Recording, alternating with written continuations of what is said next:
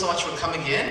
My name is Aziz Janazimi and I'm the founder and chairman of Tajrabt. Today we have a panel event discussion on the topic of entrepreneurship and innovation in the education sector. We just welcomed our dear guests this morning. So first of all, we have Steve Caputo, our board member from the United States. We also have Gulnoza Mansour, our other board member. And Filizcan Solikov, our project coordinator. The format for this discussion will involve a keynote speech by Steve that will last about 5 to 10 minutes, and then we'll follow up with remarks by myself and Gulnoza, followed by a moderated discussion with Filizcan. So at the end, we'll have a Q&A, so if you have any questions, you can prepare them, and we'll pass the microphone towards the end of the discussion. If you have cell phones, please turn them off for the entirety of the event. Thank you very much. And now, welcome to you all, Steve Caputo. Hey everyone, so as Aziz said, my name is Steve Caputo. I went to NYU with Aziz Jan, and so through the process of getting to know him and sort of learning about Tajikistan and sort of your culture, I was really excited to join Tajrabt and sort of be a part of this board. And I've had an awesome time in the few hours that I've been here. It's been a great experience sort of flying in, sort of seeing how you guys sort of operate and live, and I'm excited to spend the next few days here getting to know you guys a little bit.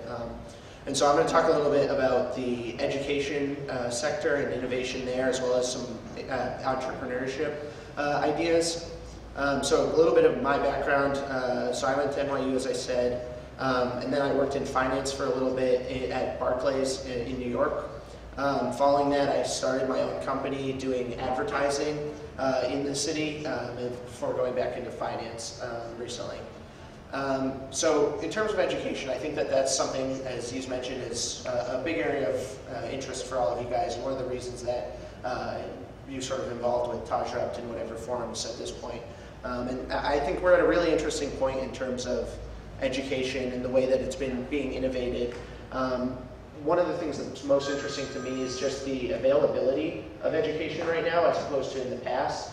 So if you guys have seen, this may be something that is more focused towards Americans, but there's an availability of classes from universities across the world, whether they're Harvard, Oxford, MIT, the best universities in the world have started putting the classes that people pay thousands and thousands of dollars for to attend in the United States online for free. And so one of the things that I think is most interesting for you guys who may, it's more difficult for you guys to go to, obviously, the United States and schools like that, that you have the opportunity to get that same level of education and use the classes that people that have had those opportunities in the past, you can have the similar ones right now. And so I think that that's one thing that is really interesting and unique about our current situation, just with the development of the internet, and with mobile phones and all of that kind of stuff, that you guys will have the opportunity to sort of see exactly what people at Aziz is going to Harvard in the fall, people like he will see in those classes, and you'll have that same sort of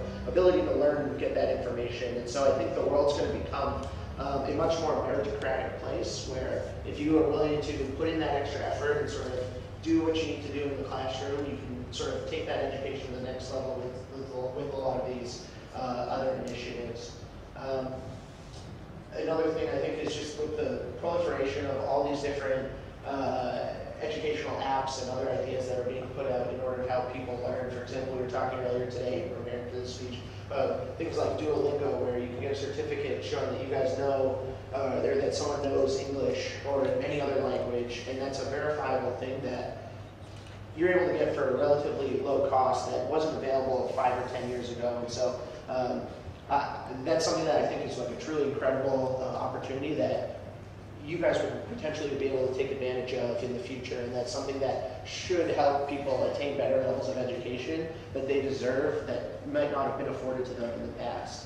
And so one of the things that we're doing through Tajrabt and through developing these educational resource centers is helping give access to that, to those forms of education, in addition to the standard classroom education that people have had access to in the past. And I think that that's something that should immensely benefit you guys.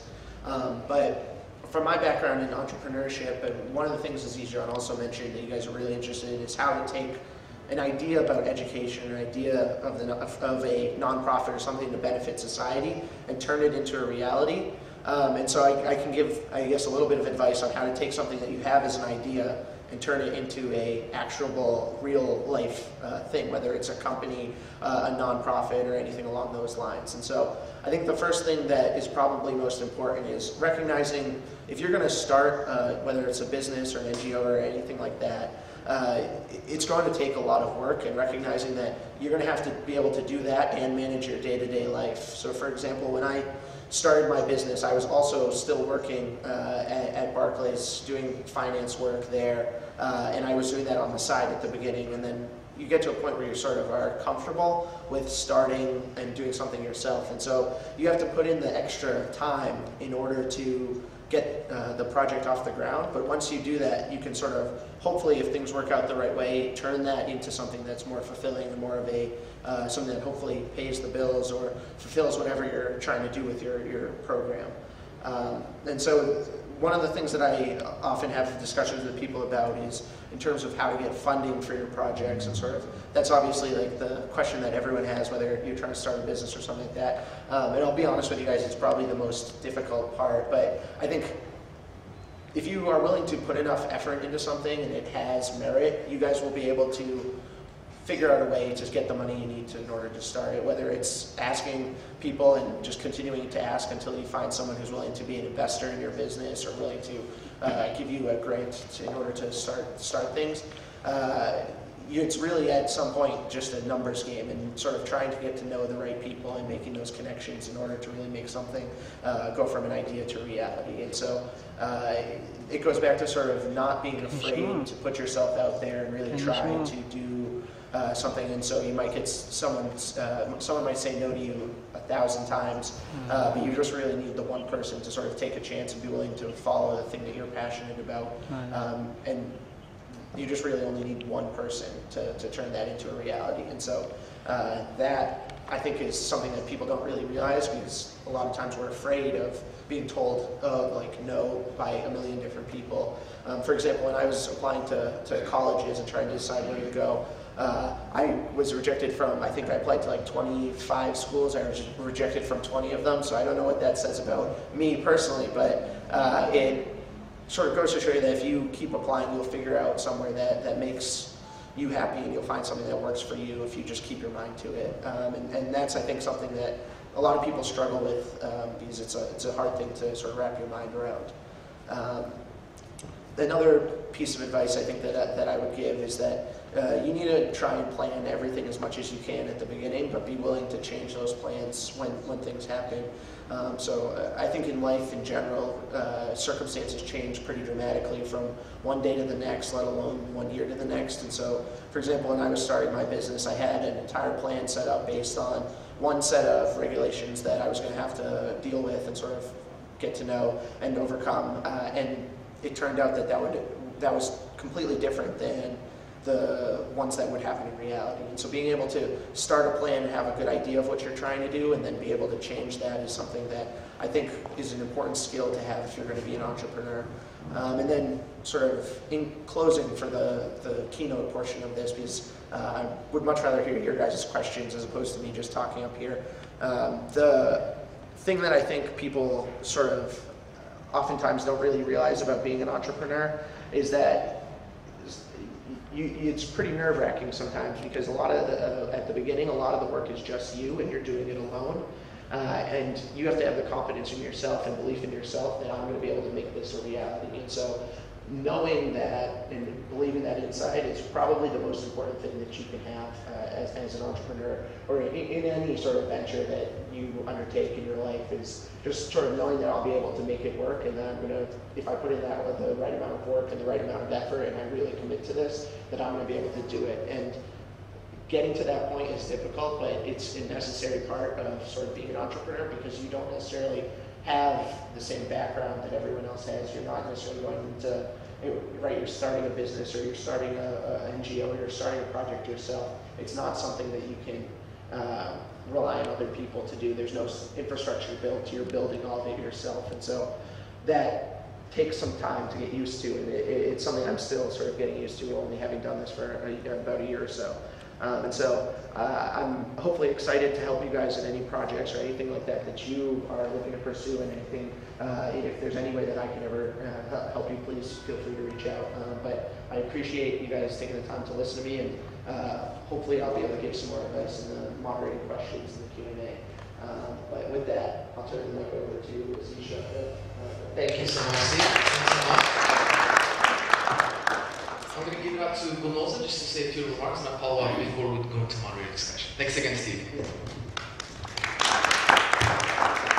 guys, I'm really excited to be here, like physically, finally. So my name is Gulnoza. Just a bit of background. I myself am Tajik, but I grew up mostly in Kazakhstan. I went to high school in the US, and I just graduated from NYU, but from Abu Dhabi campus. And as you might ask what I'm going to do in the future, I'm going to work in consulting at PwC in Dubai. First of all, congratulations to all of you. I know how competitive it was to get into this program, so I'm really proud of all of your efforts and everything what you've done. It's just amazing, so you have to be proud of yourself. It's like a big achievement. And it's just the fact that you got in, that you made effort to come here, it shows a lot about like how ambitious you are, how really you want to like strive and go for the new opportunities to either go to the US or even to improve your English or do something like to become a better person. My advice, just like make the best of the opportunities which are offered by TajRapt, and hopefully they'll help you to go either to the US or apply to the US institutions, and we're all here just to help you in that. Thank you. Great, thanks. So I'm just going to follow up with my own remarks based on what Steve was speaking about. I think it'll be best if I share a little bit more about the behind the scenes of TajRapt and how we started, because our NGO focuses on education. This is what we focus on. I think what is really important to note is that in our part of the world, when you operate an organization, right, whether a private sector or a public sector or a non-profit organization, obviously it depends on what kind of segment of the market you're working on, but overall operational costs aren't high. They're pretty low because of the fact that the cost of labor is less than other countries, and the expenses that you have month to month are obviously rent, and others are much less. However, the fixed costs are actually, I would say, significantly higher than in any other country in terms of advanced countries. The reason I say that is it's not necessarily because you need to buy more expensive inventory or you spend more on equipment. It's the fact that the bureaucratic hassles are significantly more diverse in developing countries like Tajikistan, because our laws aren't perfected yet. We're still on the way. It's been only 25 years since our independence and 20 years since the end of the Civil War. So there's still a long path that we need to take in order to improve the public policy sphere of our country, especially in the sphere of education. So that's why when we got together and thought about the idea for TajRapt, we wanted to make sure that we bring something new in the arena, because otherwise there are other educational centers in Tajikistan that offer quite a lot of English classes, extracurricular activities. So what we decided to focus on, our niche in the market, it was extracurricular activities. Now, when you want to start enjoying here, besides going through the registration process with governmental entities, the biggest thing, obviously, the number one goal and probably the most important in the first stage is funding. And we have international organizations like the United Nations, different entities across the world, World Bank. There are lots of developmental banks, including Islamic Development Bank, Eurasian Development Bank. These entities are providing funding to NGOs. However, just like a lot of people come when they speak to me about TajRapt, they say I'm a fresh university graduate, and the job that I'm applying for requires 5 or 4 years of work experience. The same way with NGOs. When you apply for funding to the United Nations or other international entities, they require a certain amount of proven success in what you're doing.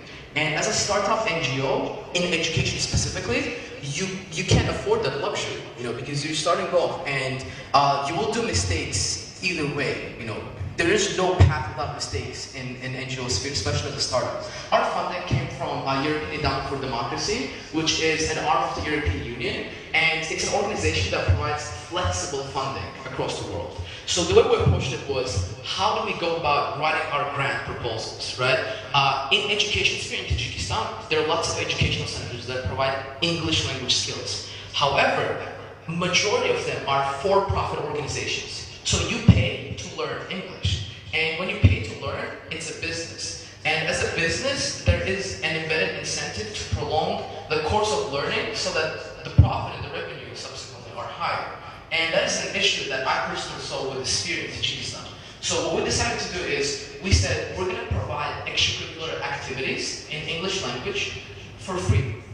But at the same time, we understood that, there will be a mass migration to kind of our centers if we say it's completely free and everybody can come join. That's why we made the process competitive. So our innovation was in the fact that we proposed topics that educational centers don't usually, cover in here. Gender equality, critical thinking, civic position, free media.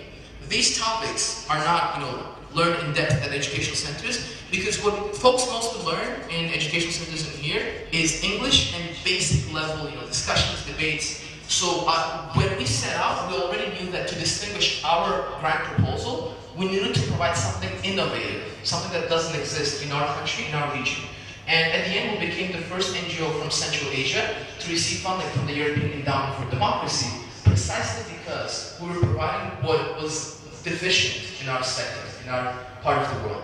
So the morale is that, even though there might be some, hassles with the paperwork, there might be some problems with fixed costs, with operational costs, the most important thing when starting an NGO in the sphere of education is to know exactly what innovation you're proposing. Because there are tons of organizations, both international, regional, and local, that already provide a wide diversity of services. So you really need to be able to kind of give something new to students so that you attract the interest of both students and investors.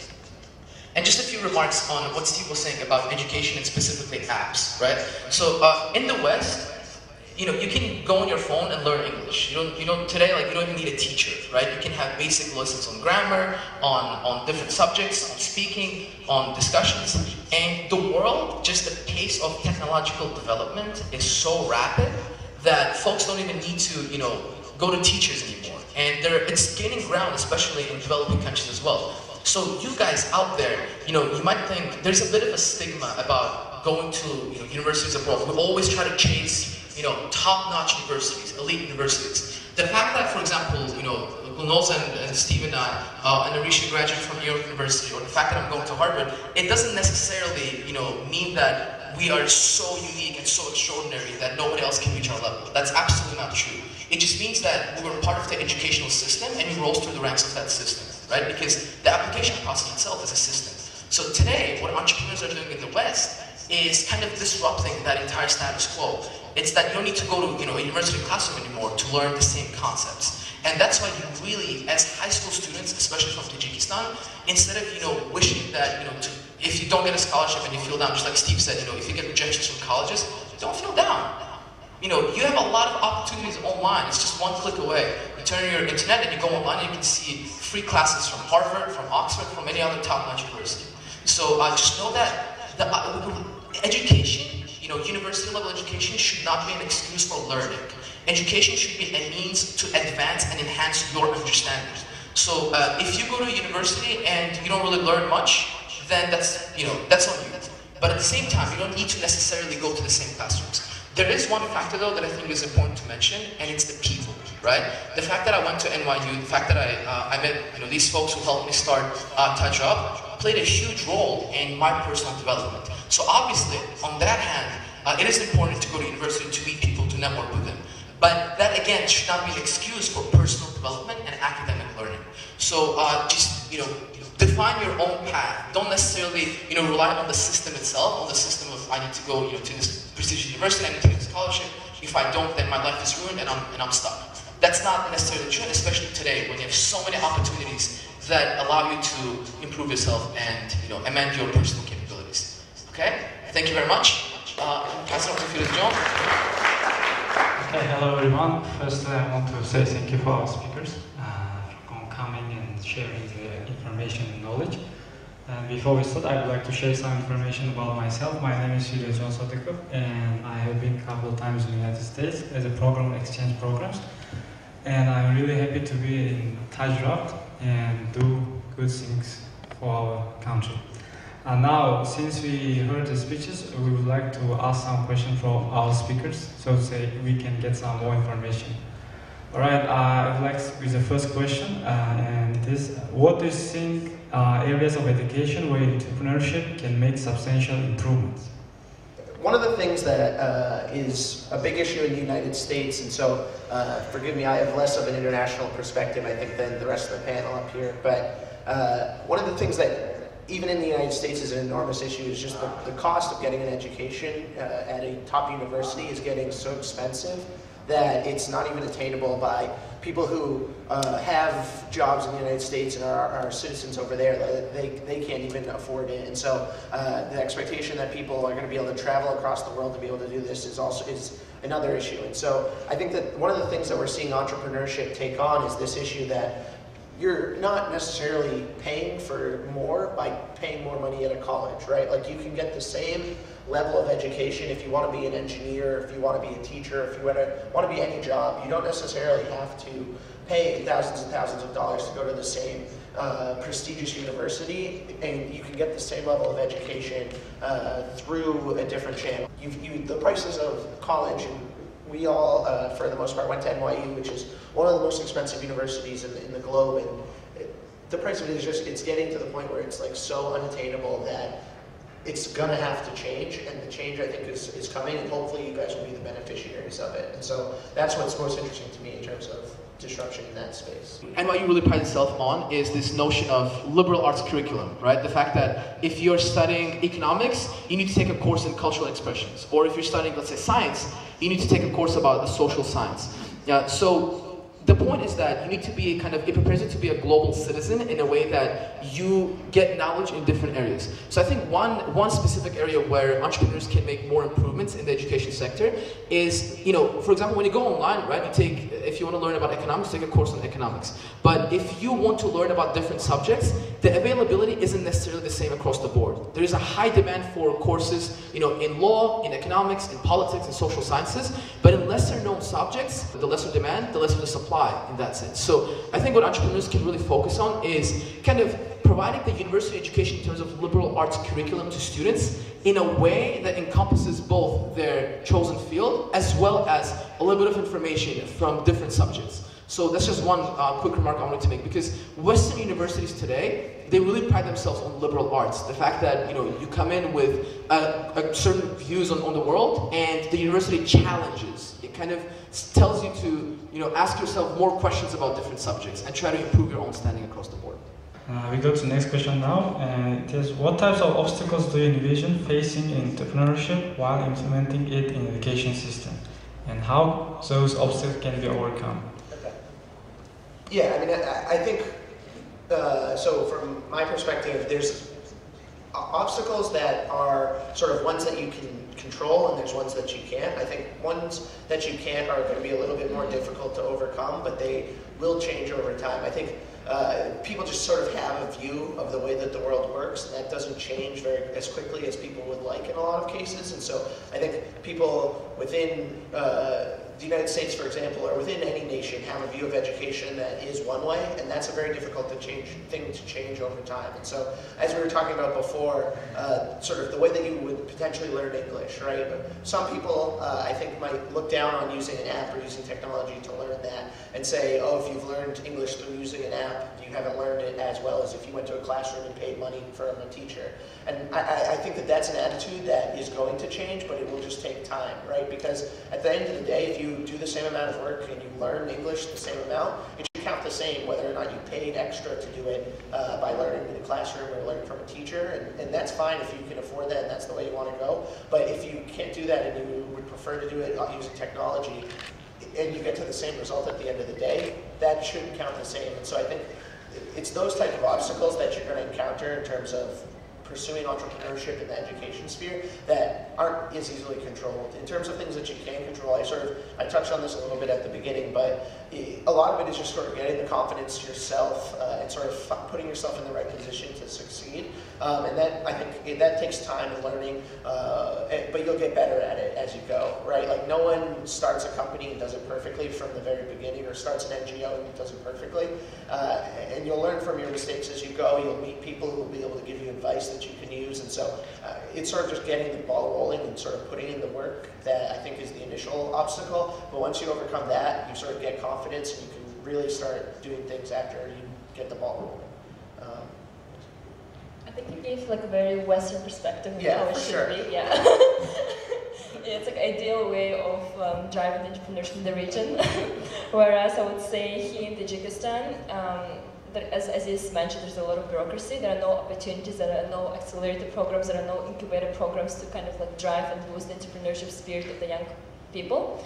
I myself, I work, for example, at WAMDA, which is Entrepreneurship Accelerator in the Middle East. So what they've done, for example, they created like many platforms. So they have WAMDA Capital, which invests in early stage startups. They have WAMDA Media, which writes about all the new innovations, all the like rising entrepreneurs to smash them in the media so they'll get noticed. So there's so many opportunities which are like which can be created, but I know it's like very deficient at the moment here in the region. And of course you, like young people, for sure that you can change that. You can like contribute in the development of this kind of entrepreneurial spirit of the region. And like it's definitely lacking at the moment, but I hope it will change in the future.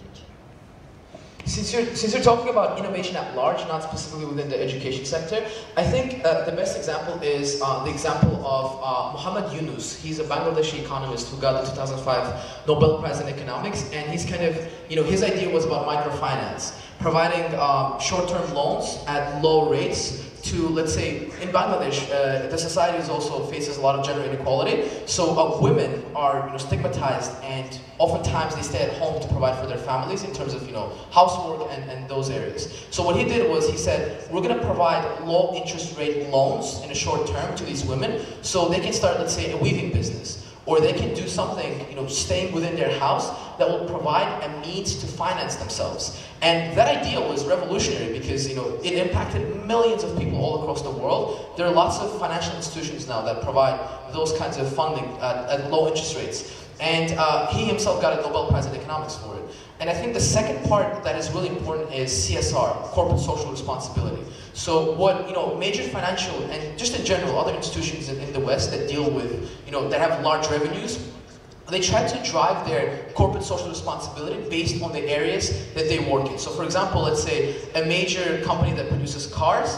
We spoke a lot about climate change before at Tajrabt. A company that produces, cars in the United States might be giving as a free investment, as not a loan, basically a donation to an NGO that tries to work on climate change, to work on reducing pollution to the air. So the entire point of CSR, corporate social responsibility, is to allow the companies to negate the negative impact they have on society or community by providing donations to entities that improve the condition of communities in that sphere. And I think that is really important and unfortunately underused in our region of the world. And at Tajrabt, we've done a lot of work in terms of kind of incentivizing CSR in Tajikistan, but it's very difficult simply because, besides the fact that there's an economic crisis and financial institutions don't really have the financial means, at large, I think there's also a kind of a stigma. Because in here, when donations happen on behalf of large financial institutions, it's mostly for, PR and marketing purposes, which in and of itself, there's nothing bad with that. It's one part of a strategy, of a business strategy. But CSR as a means of kind of institutionalizing, giving donations to NGOs, to civil society organizations for the sake of the society at large, not just for, part of a business model, that's lacking in our country and in our region at large. And I hope, there will be more work and more coordination between the governmental sector, the private and the non-profit sector to kind of institutionalize CSR, corporate social responsibility at large. Thank you very much. And one more question to ask. I wanted to know the reasons that drive entrepreneurs to make investment in education centers or education sector. And also we wanted to ask how to change investing climate in Tajikistan so entrepreneurs can be ready to make investments. So I think, obviously, as Gulnoza said, I have a much more Western view of things, being from the United States and sort of living my whole life there. And so I think one of the things that the United States does really well in terms of its economics and developing entrepreneurship is there's a real sense of if you're someone who wants to start a business, and even if it's something that's small, that there will be systems in place to help support you. And so I think as Tajikistan's economy develops and grows and gets bigger, that developing sort of those systems that support small businesses, and so in the United States there's a lot of emphasis on things like tax breaks for small businesses and entrepreneurs that help incentivize growth and sort of help those people who, at the beginning, like Aziz has said a few times, the hardest thing is the fixed costs that you have to overcome and sort of pay for all these things to set up your business at the beginning are very difficult, even in the United States, and so it's the same way. And so having help to sort of get over that is something that I think you will potentially see in the future in Tajikistan as the economy develops. And so fostering that is something that I think the United States does a pretty good job of and has led to a lot of the success that we've had over the course of history. And so that I think is something that really is at the core of the country's like belief and the mentality is that it's really an individual. If an individual is important, and if you can, as an individual, drive something that's very useful. That's very useful to society. And I think to touch on sort of the way that entrepreneurs think about education and investing in that space, I think the people who tend to get involved in education are those who think about the world as a larger space. And so if you guys end up studying any economics, there's this idea that when they started inventing cars, right, Henry Ford made sure he paid his employees enough so that they could go buy cars from him.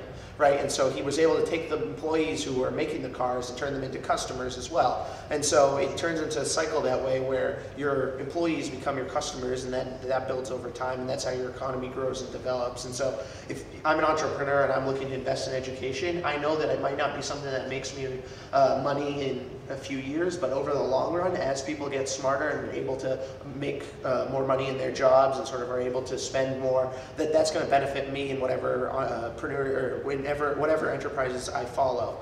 And so that, I think, is the real backing, in addition to sort of wanting to have a society that's better educated, that's just generally more sort of in tune with what's going on in the world, and that has sort of a better, that just is overall of the better quality people, and sort of that, those two things I think are what would lead someone to invest as an entrepreneur in education. And I think hopefully that's what sort of we can help foster here. Yeah, just to add this short note. So last time, remember, you asked me a lot of questions about getting the scholarships. So I would say there are so many scholarships for international students that are available. So as Steve said, there are so many people who look at this as a globe, as a world, as a big space. So in the long run, those people, there are some, they do provide those incentives, they do provide the funds for young students from all over the world to pursue the world-class education, because they know it's good for everyone, good for the humankind, for everyone. So that's why if you're striving to get one, just look online, you can find so many amazing opportunities, just surf the whole internet, and there are opportunities for you there. So I think I want to kind of expand on the point that Steve was talking about in terms of the example of Henry Ford of turning his employees into customers. And I think in developing countries like Tajikistan, usually what happens is because of the rate of economic growth is higher, the return on investment is also higher in terms of for-profit entities, right? So for example, a company operating a business in Tajikistan, in a country where, for example, economic growth can range from 6 to 7% per year, will obviously be expected to make a higher return, depending on obviously taxes and other forms of governmental intervention, than a company operating in the United States, where the economy currently grows around 2 to 3%. So that's just an economic dogma, right? But at the same time, what companies need to start realizing more is that, just like Steve said, investing in education, it's a long-term thing, right? The more educated the population is, the higher is the productivity of the labor force in the country. So in a country like ours, where there are a lot of working migrants who sustain the economy, who go work abroad, in order to kind of change the development model of our economy, we need to be investing in education so that our employees in the labor force aren't uneducated folks who need to go and work in low-paying jobs abroad to sustain their families, and as opposed to that, to kind of be able to sustain themselves inside the country through means. And that would obviously lead to a better investment climate, because the higher the level of education of the workforce, the higher is the return for the investment that is coming in from abroad. And examples I think are, primary examples, look into South Korea or Singapore, the so-called Asian tigers. that really made a jump in the 1960s, 1970s, and 80s with not just very lenient governmental policies, like Steve said, in terms of tax breaks for innovators, for social entrepreneurs, but also in making sure to invest in their workforce. And touching on Gulnoza's point, I think an example is, for example, in United Arab Emirates, UAE, right? The government funds students who get accepted to universities across the world to go study. That is obviously, UAE has lots of oil reserves, so it's a specific example. But this is an example of how the country invests in its own citizens to go abroad and to learn, to get knowledge, and to come back to improve the economy. So our job together is to also, apply the skills that we learn in a setting that enhances our economy in Tajikistan to come back and serve the country. Because we all need to remember that because our country is developing and there's higher rates of growth happening, there's a lot of prospects for investment. But it's all about, making sure that the necessary public policy reforms, as well as private sector investment and foreign direct investment, is also in place for those kind of mechanisms to really thrive and turn, our prospects for a better future. Great. So please support thanking dear speakers. Thank you very much. We learned a lot, and I think now we can spend some time. Yeah, I just want to get a quick sense of, folks were asking a lot about Steve's experience with his business. So I just want to have a quick conversation with you, Steve, about your experience with outer advertising. Sure. So tell us about what motivated you to start the business, and what kind of difficulties did you face in between in terms of funding and capital raising? Yeah, so my business, I don't know if it's the same here, but in New York, the taxi cabs that you can ride, they have ads on the top of them. So as sort of more people move towards ride-sharing type services, whether it's Uber or, is Uber popular here, or is there another company? There are actually, local companies like Uber that are developing even mobile apps to use taxis. So taxi services are very popular. It's a very Okay, yeah. market. So there was a shift going on in that space, and so I thought I could take advantage of that by putting advertisements on these other cars, and so that was where my sort of inspiration came from. I think everyone sort of who becomes an entrepreneur does it for other personal reasons, and sort of mine was I wanted to sort of be in control of my own sort of time and my ability to sort of think about things and sort of make everything dependent on me. And so I wanted to have that risk and take that risk because I had the confidence in myself that I would be able to do it. And so when I went out and started looking to raise money and stuff like that, I would talk with people and sort of go through that process. And so I think the thing that is the most difficult is a lot of people will come to you and say like, oh yeah, that's like a really cool idea, or that's a good idea, but it's really hard for them to get them to the point where they're actually willing to invest and put their money up. And so you have to develop things like putting together a really solid business plan and putting together examples of exactly what you need to do in order to generate profits and make this a good investment for them. And so showing that to them and sort of making that very clear requires a lot of thinking and a lot of preparation. And so that was something that I thought was going to be pretty easy, but in reality is very, very difficult. And so, because when you're starting the business, right, and you're doing all of it day to day, it's exciting, and you obviously think it's an awesome idea, or otherwise you probably wouldn't be pursuing it. But convincing someone else to have that same passion, sort of become an investor along with you, because you're investing your time and money and whatever you're putting into the business, is a more difficult challenge. And so that was something that I think was more difficult, but it's a really cool process, and if you guys have the opportunity in your lifetime to do something like that, I would really recommend it, because it's the best way to develop yourself, right? As a person, you're able to grow very quickly, because you end up having to do a lot of things that you normally would ideally pass off to someone else, but you can't do that because you're the only one there. So you end up learning a lot more about yourself and becoming a better person as a result.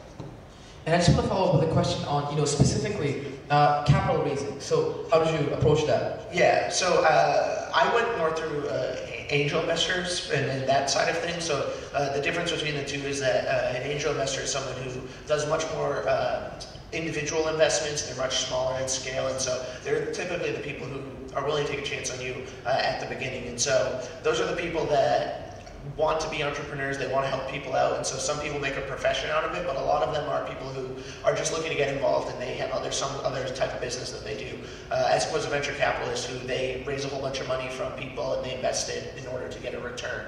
And so that's like their full-time profession. And so I basically, my strategy was I just wanted to talk to as many people as I could, and so being someone who's relatively young, and you guys are going to be in a similar position soon.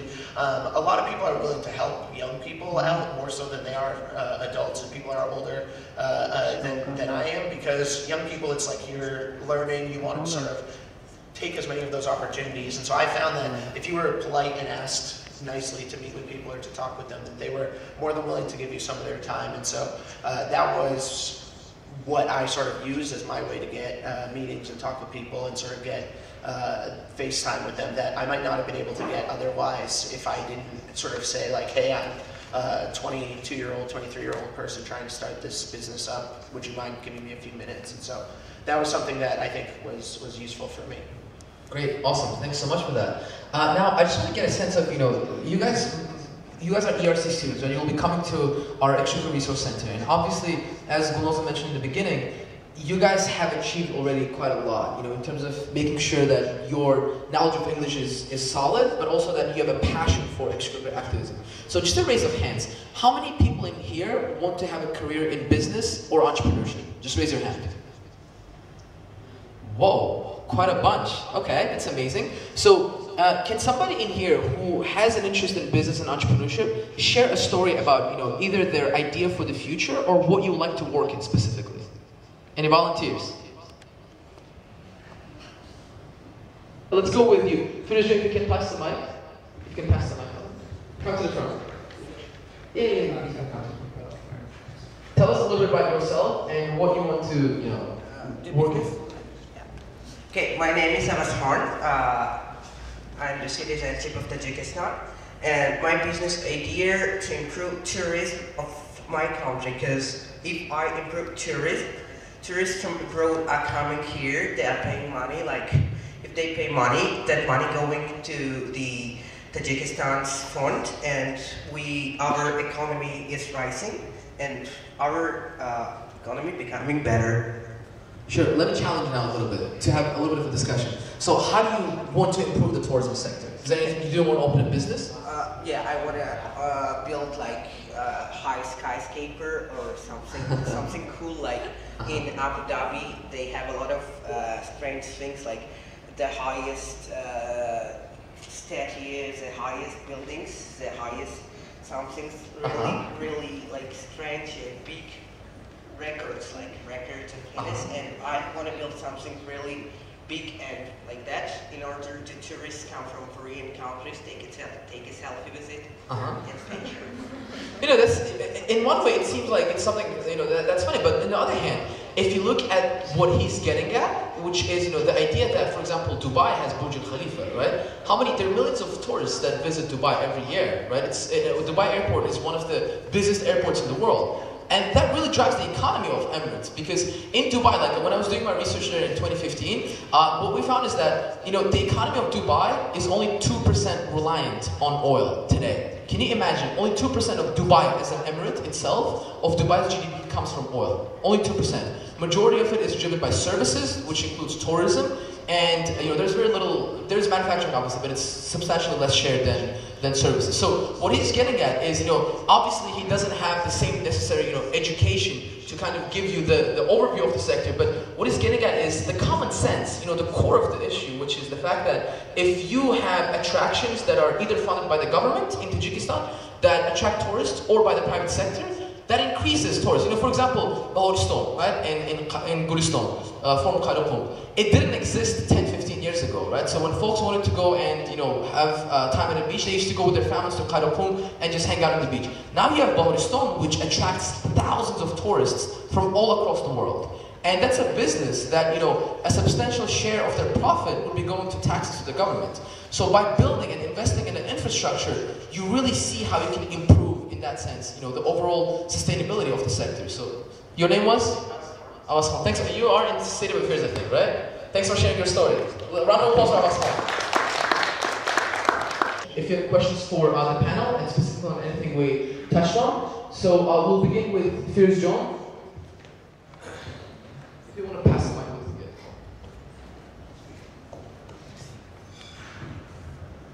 So I just had one question for Steve. He's opening his business in New York, yeah? In USA. Yeah. So what the biggest difficulty what you see face in USA? What was that? Could you say about this? Yeah, so I think, so I think two things I think that are important difficulties to consider. And so one is the United States, while we're known, I think, as like a very, very free economy and having sort of very low levels of regulation, there's still a lot of it. So one of the challenges that I've faced over the past few months is dealing with the regulations of the way taxis are regulated in the city of New York. And so that's where I've sort of been operating, and sort of that's one of the challenges that I faced. Another part of it is just the level of competition and competitiveness that's there. And so one of the things that you see is that in countries where the growth of GDP is not that high, so like the United States, it's only 2 to 3%. It's a very competitive position to sort of grow in that country.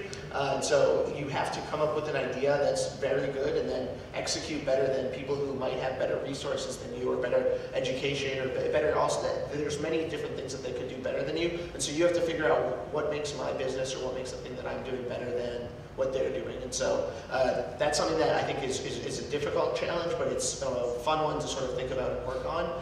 But it does make it very difficult to sort of end up being super successful in the long run. So I think those are two things that have been challenges in the US. Okay, got it. Thank you.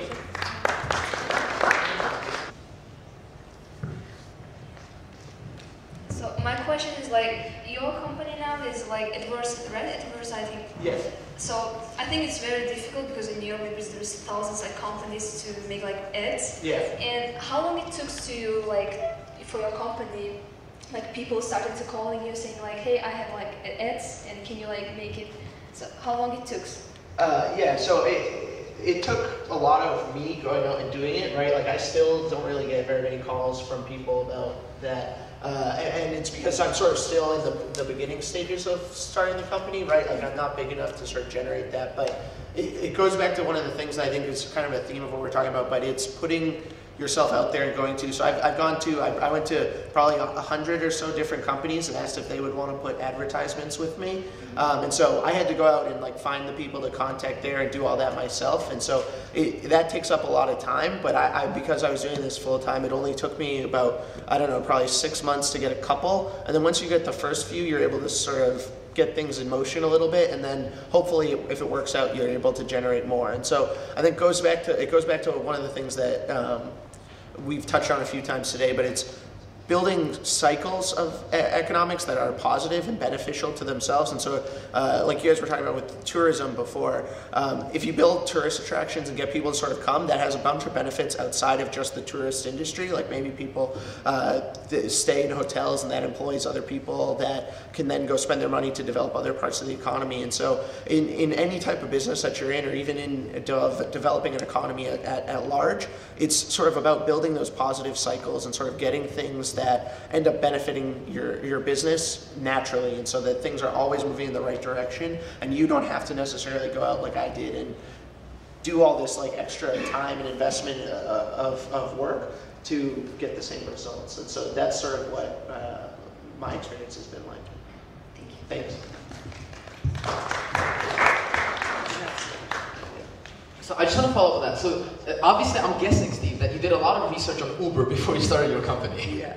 Okay, so I want to talk very briefly about the story of competition in the market, because Uber's story is, for example, Travis Kalanick and his team, right? It's not necessarily that they were the first people ever to have the idea of having taxis through the ride-sharing economy, but it's just that they had the first mover advantage in organizing a system, an app that allowed to do so.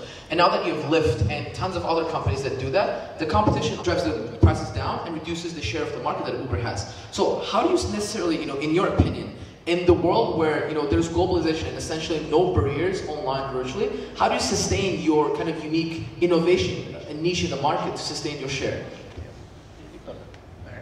Cool. Yeah, so I think that's something that every business faces, right? Like, and I think this is especially true now, given the development of technology and of the internet, that the advantages that businesses had in the past are becoming smaller and smaller, and so it's going to be, I think, a world going forward where you see much more disruption of companies that have been around for a long time, and you're already starting to see that happen in a lot of cases. And so for my business personally, it was sort of like, what can I provide that other people aren't necessarily doing? And so at the beginning, it's obviously, like you said, first mover advantage, just being able to be the only one in a space. But as you end up in that space, you're able to get expertise in it, and developing that expertise into a business advantage is something that I think I'm still learning how to do, but one of the things that I think is the most important aspect of running a business, right? Like being able to take the relationships you have with customers, the data you get from doing whatever it is in your business, in my case in advertising, and taking all that and sort of being able to offer more competitive prices and being able to run the business more efficiently, and sort of just taking that experience and being able to translate it into something that it's kind of hard to describe in a tangible sense, because right in the past you've had, if I was a producer of cars and I had the biggest car factory and I could do it for the cheapest, I was always going to be able to sell cars for the cheapest price, and that was how the business would run.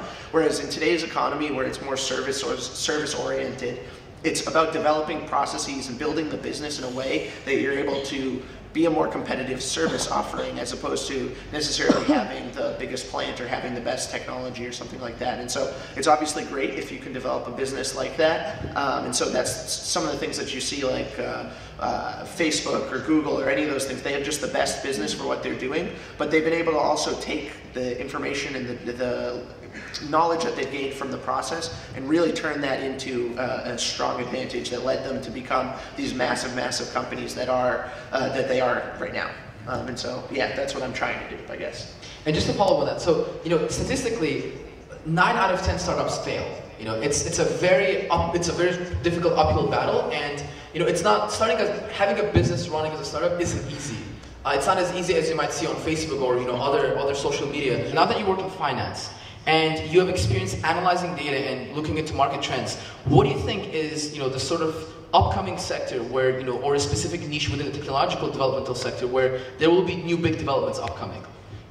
So I think that's really an interesting question. I don't have a perfect answer, because if I did, I would start one of those businesses and hopefully make a lot of money doing that. But I think the things that are happening right now with data and statistics and sort of artificial intelligence and all of that ability to compute different problems and sort of write algorithms that do things that are really incredible, right? Like the things that can happen now is, to give you a simple example, is when Facebook tells you which people you should add as a friend, right? That might seem like something that's really easy to figure out, or that's like, oh yeah, obviously these people live near you, or for whatever reason they're recommended to you. But developing an algorithm that's able to figure that out is really difficult, and being able to do that for bigger things that are more important than just adding a friend on Facebook. So being able to tell, like, okay, if I'm a retail business and I sell a whole bunch of clothes each time this month, being able to get the right amount of inventory available at the right time each month, or being able to set the prices at the right level so that you are able to make the most amount of money. Those are all things that are going to be driven off of big data and artificial intelligence, and those are the type of things that I think are really, really interesting areas that are being developed right now in a lot of ways, and areas where if I was in school, or if I was, I have younger sisters who are in school and entering school, and I've told them they should really try and focus on that area to some extent, because it's where the future is going. And I think in the future it's going to be a lot of systems are based on that type of intelligence that we just as people can't really think about, and that technology is going to be able to do much better than us. So. Okay, thanks. Any other comments or questions from the audience? Yes, let's go with you. Please come up to the microphone. Say your name, guys, so we get to know you a little bit better. I'm Sabrina, Flex finalist 2007-2018, and I'm going to apply to several universities in USA, and I have a question about measures. I want to study business administration, but I have great interest for marketing, and I wanted to ask about what is better to choose business administration, or marketing, or economics. I'm just a little bit confused about this. Can you please repeat your name? Sabrina. Sabrina. So I myself was a Flex finalist in 2012. Yeah. Do you know which state you're going to? Yeah, Virginia. Oh, nice.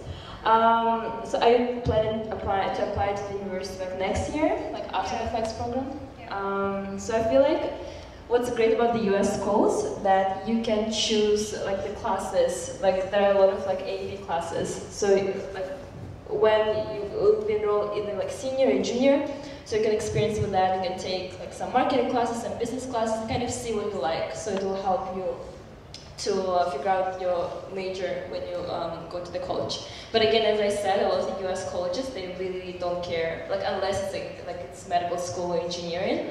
So it's like up to you to change your major like after the first year or even the second year. So you have a lot of options of taking a whole bunch of elective classes, and from there you can choose what you really enjoy doing. But for now, my advice is just like take both business and finance or like marketing classes while you're at the school in the US, like at your high school, and just see whatever you like the most, and from there make this decision for your future. Thank you. And I have one more question. What was your major? Yeah. So I was an economics major, but I think to sort of go off what Gulnoza said, I think there's a lot of overlap between the two, right? Like when I was in school, my emphasis was always on trying to learn as much as possible and just get smarter about business and finance and sort of marketing. And even though I was an econ major and learned a lot of economics in class, I spent a lot of time learning about the other stuff outside of it, because when you think about businesses or in any capacity, whether or not you end up working in the marketing department of a business or whether or not you're an entrepreneur running your own company, it all blends together at some point, right? Like having a good understanding of the basics of marketing and the basics of economics is really important, no matter which field you end up pursuing more fully. But really learning and sort of getting a holistic knowledge is an important part of that understanding, and that's what I would sort of recommend, is whichever one you pursue. I don't think that there's a wrong answer between the two, but really try and learn about all aspects of a business or running a business or thinking about a business, because it will benefit you in whichever one you decide to specialize in. Thank you very much. Yeah.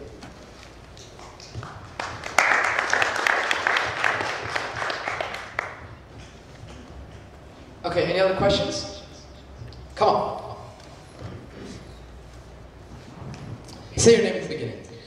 Okay, firstly, my name is Ebo, and my question is, are there any funds to supporting startups? Supporting what exactly? Startups. Startups, yeah. Steve? So you're asking about funds that support startups? Like, so do you want to, like, to make sure, are you talking about like private sector funds or just funds in general, like governmental funds?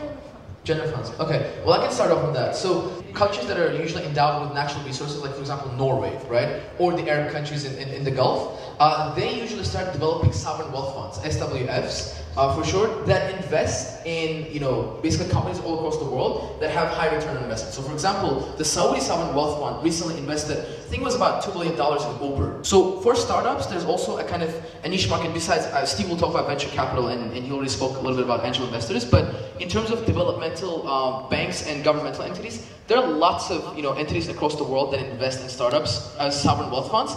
They invest in things that usually are either backed by other investors who have already shown interest in the startup, or at least people who have had experience having successful startups before. So usually the route of getting investments from sovereign wealth funds and from governments is extremely competitive. But also, I just recently, it just came to my mind, read a study about I think it was in Sweden, where there was a governmental fund, the Sovereign Wealth Fund of Sweden, was trying to invest in startups inside the country, and Harvard researchers did a study of I think several years where they looked into people in the Sovereign Wealth Funds who evaluated startup applications and how they viewed startups started by men versus women. And you can see the gender inequality there, because they recorded the evaluations that people gave in the Sovereign Wealth Fund, and whenever there was a woman who tried to speak more confidently, she was taken as aggressive. And whenever there was a man who was trying to say that I don't have that much of experience, he was still taken as kind of given a chance. But if a woman said that, she would be taken as someone who does not have a chance at all. So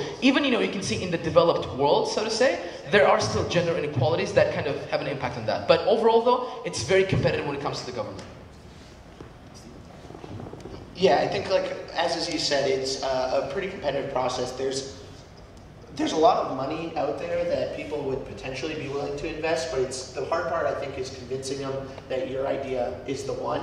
And so that that's, I think, the thing that takes some time and sort of takes meeting a lot of people and getting to know people, because naturally people are more trusting of people that they have a connection to, right? And so, for example, like if you told me I should invest in your business, I'm much more likely to do it if someone I knew, like, so if you had Aziz say like, yeah, you should do this, I'm much more likely to say yes. And so I think it's hard to initially start off with a fund giving you money. I think what a better strategy is to try and meet people who have been successful in whatever they're doing, or meet with companies that have been successful in what they're doing, and trying to get them to give you some money. Like a lot of the larger companies in the world have funds within the company that they use to develop startup ideas that they want to pursue or that are in their field. And so I think that's a easier route for people to follow than opposed to going and trying to get a big venture capital fund to give you money right away. There's obviously people, if you have a really, really good idea or it's something that's like very quickly growing, that you can make that successful. But I think it's an easier way, especially at the beginning, in order to get things off the ground and prove that you can be successful, to try and meet people and get recommendations and get someone to give you a little bit of money and then see what happens from there, as opposed to going to larger funds to start. But that's just my advice. So we're going to wrap the discussion now. Please give a round of applause for our panel members. Right now, you can come and just mingle with us, speak with us a little bit.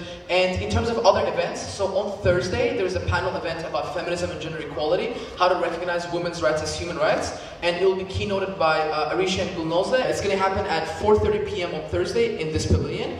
Thank you all very much. Much appreciated. And now you have the time to come and speak with us up front. Thank you.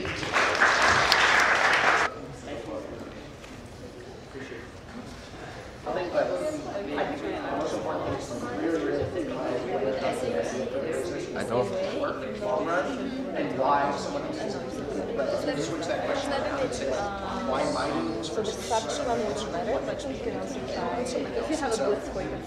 That was the thing I struggled the most with, is like, why am I going to be able to do this and not anyone else? And it's still a question that I like ask myself and worry about. But yeah. So you said it's not necessary to spend much money for prestige university, right? Yeah.